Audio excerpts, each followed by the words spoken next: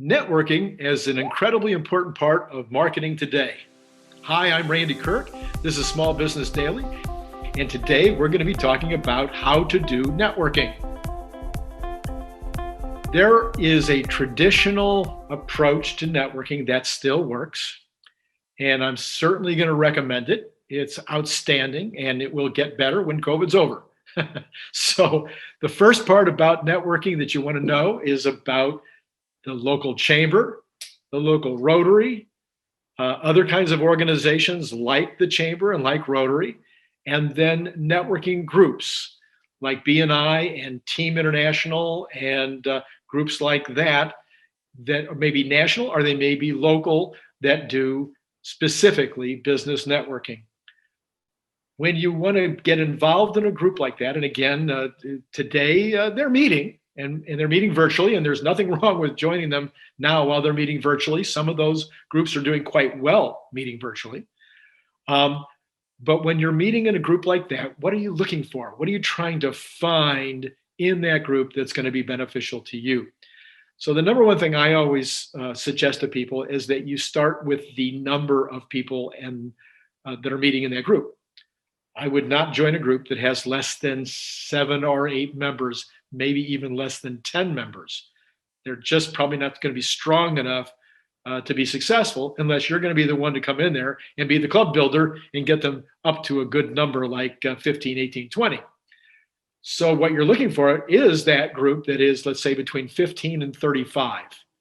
Generally speaking, if there's 15 members, they're going to be strong enough to stay in business, at least for a few years.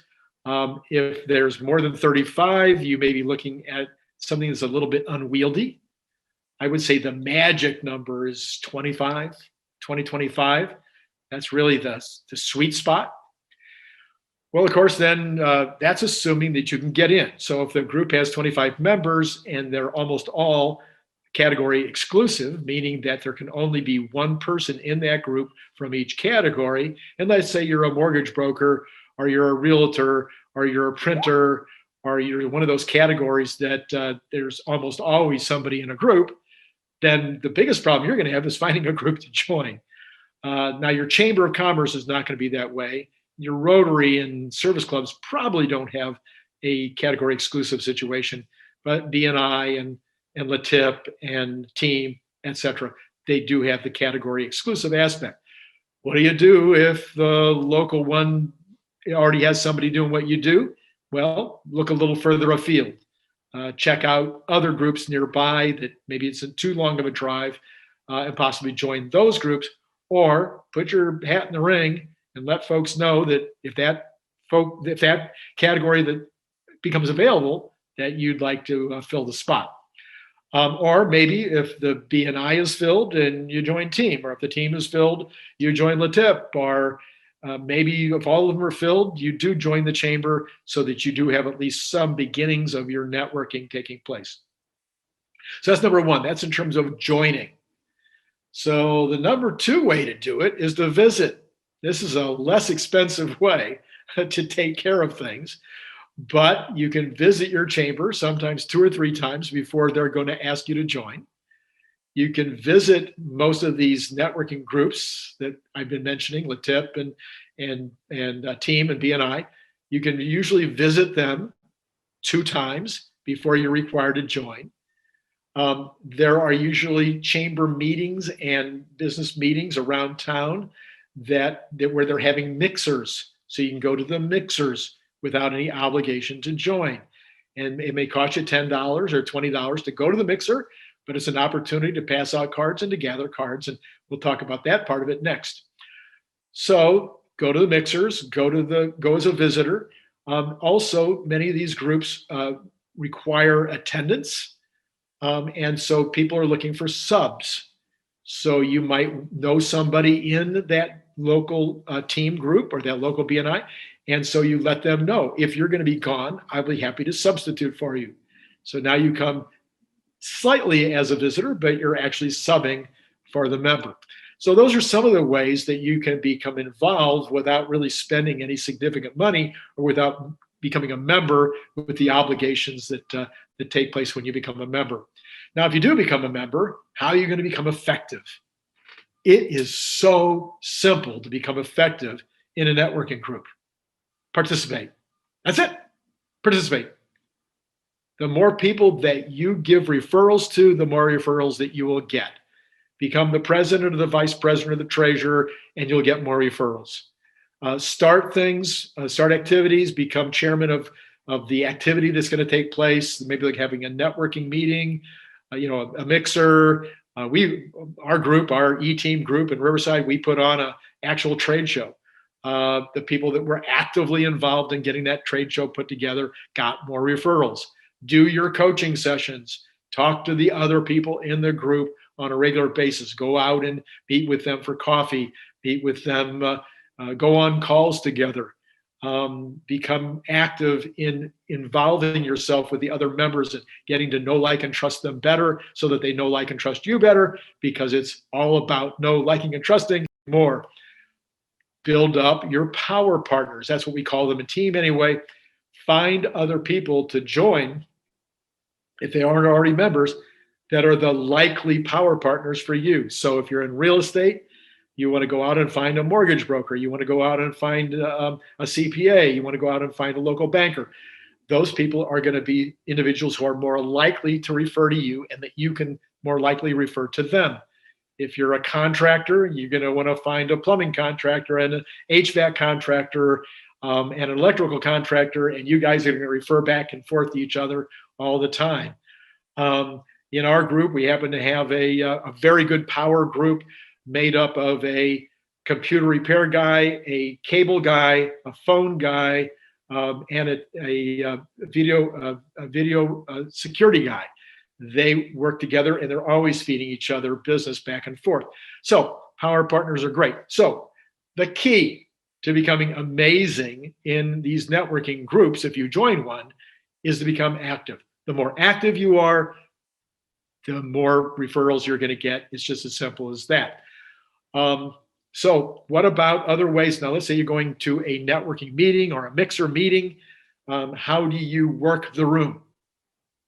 Many people are very fearful about working those rooms. They don't know anybody. They know they're going to have to impose themselves into groups of 2 or 3 who are already talking, and they're fearful. We talked about this a couple of days ago in Hard Things, about the fear of rejection, about the fear of being made to look foolish. Get over it. Okay, no, that's harsh. But it's just, they're not going to reject you. They are having a mixer. There's a reason they're having a mixer. They wanted you to come. They wanted you to be there to mix with them. That's why they had the mixer. So join in the conversation. Just come up and insert yourself into the group. Look for an opportunity to introduce yourself. Once you introduce yourself, it's off to the races. Probably the other people in that group are going to start asking you questions because you're the most recent arrival to the small group of people. If it's a sit-down situation, a sit-down meal, make sure to sit down at a table where you don't know anybody else. And with any luck at all, you can start conversations with the first person, the second person, the third person as they join. At some point, you might be the table leader because you were there early. You start introducing people to the new people that arrive, and now people start to look at you as the leader at that table, and that's going to benefit you in terms of that relationship. What about the follow-up? This is so critical. I can't tell you how many people I know that go to these mixers, they go to these meetings, they pick up business cards like crazy, they hand out their business cards, and then afterwards there's no follow-up. That's a sin. Actually, it's one of the 10 big ones. So you got to follow up. You got to send out an email to the people who said they were interested. You got to send it or make a phone call. You got to do something to follow up with those individuals. And then one follow-up may not be enough. You may need to repeat that follow-up process until you actually get a connection. And then if the connection turns out to go nowhere, that's fine. Or maybe you use that connection to get more connections. Well, George, you can see what I do. Do you have friends? Do you have associates that you think would be more inclined to use my services or my products? So follow-up is critical. Now let's move the subject into modernity, into 2021, where we've been hit by this COVID virus and a lot of stuff has gone virtual.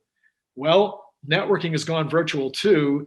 And if you're the shy person or the introvert who hates the networking environment at a mixer or at a new club that you're just trying out, then the online thing is perfect for you.